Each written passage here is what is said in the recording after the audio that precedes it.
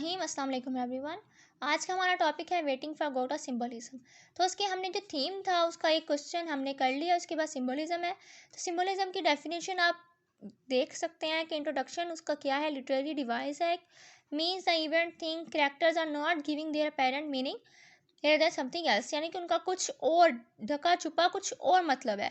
तो सिंबल्स यहाँ पर मैंने 8 to 9 सिंबल्स जो हैं मैंने बताए हैं। Tree, Lucky baggage, nightfall, hat, carrot, boots, bone, Pozzo, rope और नेम्स।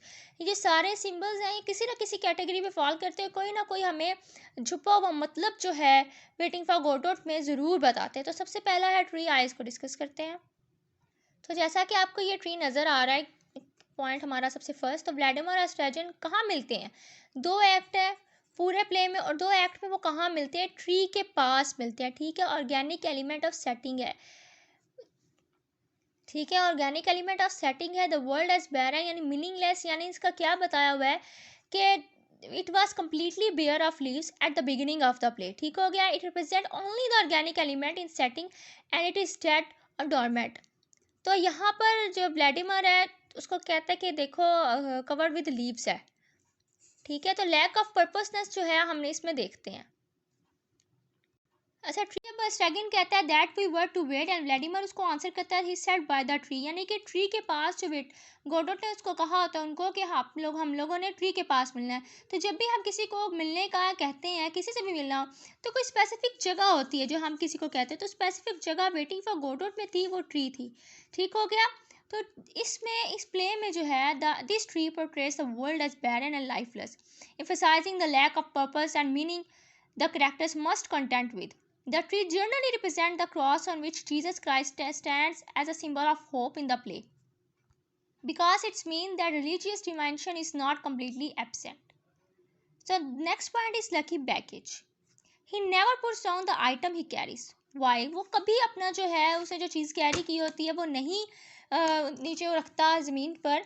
तो यहाँ पर एक पॉइंट जो है वो लकी बैगेज से हमें ये भी नज़र आता है इंस्लेवमेंट। ठीक है, man tendency to enslavement, man जो है वो गुलाम के तौर पर हमें यहाँ पर नज़र आया है।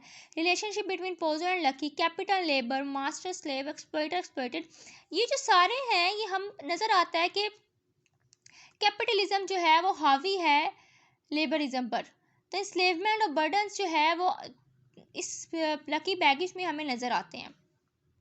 और हमें ये भी बताया कि लकी बैगेज में होता क्या है अंदर, तो उसमें वो होते हैं जो पोजो के कंफर्ट आइटम्स होते हैं। ठीक है, but in act 2 it was revealed that this bag contains sand. Okay, so this symbolize the burden and time in his bag. तो यहाँ पर जो लकी का आप ये पॉइंट जो मेन आप लिख लें कि बैगेज बर्डन को रिप्रेजेंट करता है। तो स्ट्रेगन का एक डायलॉग भी है जब वो पूछता है why doesn't he put down his bags. तो ये पूरे प्ले में हम भी, हमारे जो रीडर्स हैं उनके दिमाग में भी होता है कि why doesn't he put down his bags, वो अपने बैग्स को नीचे क्यों नहीं रखता। ठीक है, हमेशा जो अपनी जो चीज़ें हैं वो कैरी करके क्यों रखता है। उसके बाद ये नाइट फॉल। तो आपने ये बहुत चीज़ नोट की होगी कि जब भी एक्ट 1 या एक्ट 2 ख़त्म होता है, वो रात का जब हो जाती है तो वो लीव कर देते हैं स्टेज। एक्चुअली वो लीव नहीं करते, वो वहाँ ही स्टैंड बाय होते हैं। लेकिन नाइट फॉल ये भी रिप्रेजेंट करती है कि they don't have to wait for Godot any more. ठीक है, व्हेन द नाइट कम्स, उसको उसका इंतज़ार नहीं करना पड़ता गॉडोट का जब रात आ जाती है। इसका मतलब रात आ गई है तो उनका जो इंतज़ार है, वो जो वेट है वो फिनिश हो चुका होता है, ख़त्म हो चुका होता है। तो क्लासिक इंटरप्रिटेशन हम नाइट की कैसे करते हैं कि नाइट डार्क है and dark is death. This represents कि इंसान ने एट द एंड मर ही जाना है। ठीक है, तो नाइट फॉल है कि हर चीज़ का कोई ना कोई फॉल है, हर चीज़ को जो है उसकी एंडिंग ज़रूर होती है। तो नाइट फॉल जो है वो इसी चीज़ को प्रेजेंट करता है। अच्छा, हेड जो है आपने थ्रू आउट द प्ले अगर फुली आपने पढ़ा है या पॉइंट पढ़े हैं तो आपने ज़रूर देखा होगा कि थिंकिंग होती है। ठीक है, तो स्ट्रैगन व्लादिमीर जो है एक्सचेंज करते रहते हैं हैट्स को with lucky hats back and forth. तो ये बताते हैं this scene styles exchanging of individual identities. ठीक है, कि पोजोर जो है उसको गुस्से से कहता है give me that hat, there is no end of his thinking, यानी कि वो हमेशा सोचता रहता है। उसे जब भी कोई थिंकिंग आती है या कोई भी उसको सोचने वाला जो उसके सोच हावी हो जाए या कोई टेंशन में इंसान सोचता है तो बार बार अपनी हैट को उतारता है, फिर पहनता है, बार बार उतारता है और पहनता है। तो ये हम इन थिंकिंग करते हैं कि थ्रू आउट द लाइफ हम इंतज़ार करें या वेट करें, कुछ करें, लेकिन थिंकिंग तो हमारे दिमागों में हर वक़्त सवार रहती है, हर वक़्त चलती रहती है। कैरेट्स, अच्छा कैरेट्स का हम ये भी कह सकते हैं कि as the meaning of life, और उसके बाद ये सेंस ऑफ फनी में भी इन द प्ले यूज्ड हो रहा है। कैसे यूज़ हो रहा है? स्ट्रैगन जो एक सीरियस थिंग ऑफ लाइफ, हम ये उसका डायलॉग है, the more you eat the worse it gets. Estragon जब वो खा रहा होता है कैरेट्स को, तो कहता है जितनी खाओगे उतना जायका जो है बदमज़ा लगेगा आपको।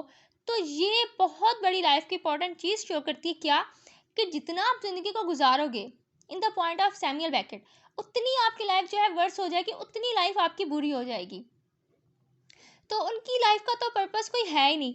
ठीक है, वो वेट करते हैं गोडोट का, और गोडोट का वेट करते रहते हैं वो कि वो आएगा और उनकी ज़िंदगी संवारेगा। वो खुद कुछ नहीं कर रहे संवारने के लिए। तो थ्रू आउट द प्ले हमें ये बता रहे हैं कि उनकी लाइफ का कोई पर्पस नहीं है। They wait and at the end of the play Godot जो आता ही कोई नहीं है। तो हमें भी एट द एंड यही मिलता है कि हम जितना मर्जी इंतज़ार कर ले, हमें जो है हमेशा अचीवमेंट नहीं मिलती। अच्छा, हमारा नेक्स्ट पॉइंट है बूट्स। तो बूट्स जो है वो स्ट्रगल को शो करते हैं, स्ट्रगलिंग इन डेली लाइफ। ये प्ले जो है इंतज़ार, स्ट्रगल, इम्पोर्टेंस ऑफ लाइफ, इसी चीज़ पे जो है मुकम्मल तौर पर शो हो रहा है ट्रेजेडिक टाइप का प्ले में। क्यों? क्योंकि स्ट्रैगन और व्लादिमीर का एक डायलॉग जो है मैं आपसे शेयर कर रही हूँ कि स्ट्रैगन फीबली कहता है, यार हेल्प मी, मेरी हेल्प करवाओ। किस में हेल्प करवाओ? ये शूज़ की में हेल्प करवाओ, क्योंकि उसको हमेशा अब शूज़ का उसके पाँव स्वेल हो जाते हैं, क्योंकि वो हमेशा मार खा के आता है in the starting of the play. तो वैसे भी उसको कोई प्रॉब्लम है जिसकी वजह से उसके जो है उसका शू पूरा नहीं आता, कभी उतरता नहीं है, उसे पहना नहीं जा रहा। तो वो उसको कहता है अपने दोस्त को, व्लादिमीर को, कि यार हेल्प मी। तो व्लादिमीर कहता है दर्द होती है।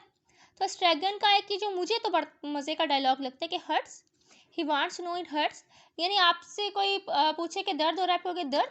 अभी भी पूछ रहे हो कि दर्द हो रहा है, तुम्हें नज़र नहीं आ रहा कि क्या हालत हुई है? तो हमें भी नज़र आ रहा है स्ट्रैगन का पाँव जो है वो फुली स्वेल्व्ड है, या उसको जो भी पेन है। तो अगर आपसे कोई बोले तो आपको तो वाकई गुस्सा ही लगे। उसके बाद, और ये डेली लाइफ की स्ट्रगलिंग की भी शो करता है कि हाँ, कुछ लोग सारी ज़िंदगी में स्ट्रगल करते रहते हैं और एट द एंड उनको कोई रिजल्ट नहीं मिलता, देयर लक। तो ये जो है स्ट्रगलिंग इन डेली लाइफ जो हमें शो कर रहा है स्ट्रैगन और व्लादिमीर की तरह। उसके बाद बोन। अच्छा, बोन का बहुत ही एक कह लें कि बैगिंग वाला जो है पॉइंट है, पॉवर्टी को शो करता है। इससे बताता है कि व्लादिमीर और स्ट्रैगन के पास जो है वो खाने की कुछ नहीं, क्योंकि यहाँ पर हमने ये पीछे पढ़ा है कि वो कैरेट्स जो है वो खा रहे होते हैं। ठीक है, तो हमने उनको कोई प्रॉपर मील खाते हुए थ्रू आउट द प्ले नहीं देखा। हालांकि वो पूरे प्ले में 2 एक्ट, और 2 एक्ट में वो 2 दिन जो है वो गुजार चुके हैं, लेकिन इसके बावजूद हमें उनको कभी प्रॉपर मील जो है डिनर या कुछ भी करते नहीं देखा। तो इसका मतलब यही है कि वो पॉवर्टी है, उनके पास कुछ खाने के लिए नहीं है। They do not have enough food and beg other for their survival. अब वो दूसरों को जो है वो बैक करते हैं, किस लिए बैक करते हैं? खाने के लिए बैक करते हैं। उसके बाद the Estragon is backing a stranger, यानी वो पोजो को जो है वो बैक कर रहा होता है स्ट्रेंजर को for bones. He eats the chicken bones with no shame. और पोजो की जो चिकन बोन्स होती हैं जो वो उसको दे देता है, वो शेम, विदाउट एनी शेम उनको खा जाता है। ठीक है, चबाना शुरू कर देता है। तो स्ट्रैगन पोजो से पूछता है, excuse me mister the bones, you want be eating the you want be wanting the bones, कि आपको बोन्स तो नहीं चाहिए होंगी? और तो पोजो आगे से कहता है लकी से पूछ लो, लकी को नहीं चाहिए होती, तो वो पोजो को जो है स्ट्रैगन को बोन्स दे देता है। उसके बाद the next point is Pozzo rope. उसके गले में एक रोप है। अच्छा, दो रोप जो है वो 2 दफ़ा हमने देखी है इस प्ले में। एक दफ़ा पोजो की रोप देखी, और व्लादिमीर स्ट्रैगन जब हैंगिंग अपने आप को करना चाहते होते हैं, हमने तब भी जो है रोप का कॉन्सेप्ट, जो रोप है, हमें नज़र आई है। तो पोजो जो है रोप हमें शो करती है slavery. Lucky is a slave for his master Pozzo, he tied with rope holding both master and slave together. It also symbolizes being tied to one's current situation, as Vladimir and Stragan are stuck waiting. When both of them try to hang. अच्छा, एक और जो मैं आपको बोलूँ कि जिस तरह मैंने हैंगिंग का बोला, when both of them try to hang themselves with it and it breaks, they remind themselves to bring rope tomorrow. तो जब वो स्ट्रैगन और व्लादिमीर एक दूसरे को कहते हैं कि हम जो है एक दूसरे को हैंग करते हैं, यानी कि हम हैंग करते हैं और रोप टूट जाते हैं, तो वो कहते हैं कि कल लेके आएंगे, और वो अपने कल के बारे में जो है वो भूल जाते हैं। ये भी हमने एक पॉइंट इसमें देखना है कि वो अपनी पास्ट में जो पास्ट डे है, जब चाहे वो एक दिन पहले गुजरा हो, वो उसको भूल जाते हैं। तो नेक्स्ट हमारे पास आ रहा है नेम्स। नेम्स जो है ये भी रिलीजन के तौर पर गॉड का सबसे पहले सिमिलर टू गॉड है कि symbolises the salvation that religion promises but never comes, like Godot never comes. तो स्ट्रैगन मीन्स ड्रैगन फ्रेंच में। Lucky name is mostly ironic, ठीक है। Why it is ironic? Because he's far and away the most abused and beaten down character in the play. This situation seems anything but lucky. ठीक है, कुछ भी कह ले लेकिन ये जो लकी है वो लकी नहीं है। इस पूरे प्ले में हमें ये बात नज़र आ रही है। तो हम इसको कंक्लूजन कैसे करते हैं? We can say that the two acts are clearly repetitive, circular in structure. In this play, Samuel Beckett emphasizes upon human suffering. He emphasizes human suffering in this play. This play belongs to the theatre of absurd. That it meant to be rational and doesn't have a proper conclusion in the play.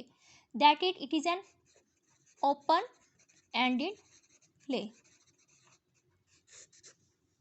ठीक हो गया जी। तो आज के लिए इतना ही। आज हमने जो इसका सारा कुछ जो है डिस्कस किया है वेटिंग फॉर गोडोट में, सिंबलिज्म, जिसके सिंबल्स, इंट्रोडक्शन। आपने जब भी क्वेश्चन सॉल्व करना है तो सबसे पहले राइटर के जो 2-3 लाइन्स हो गए, उसके बाद जो क्वेश्चन पूछा उसकी मेन डेफिनेशन, उसको थोड़ा सा एक्सप्लेन करना है। उसके बाद सिंबल्स जो हैं उसको एक्सप्लेन करना।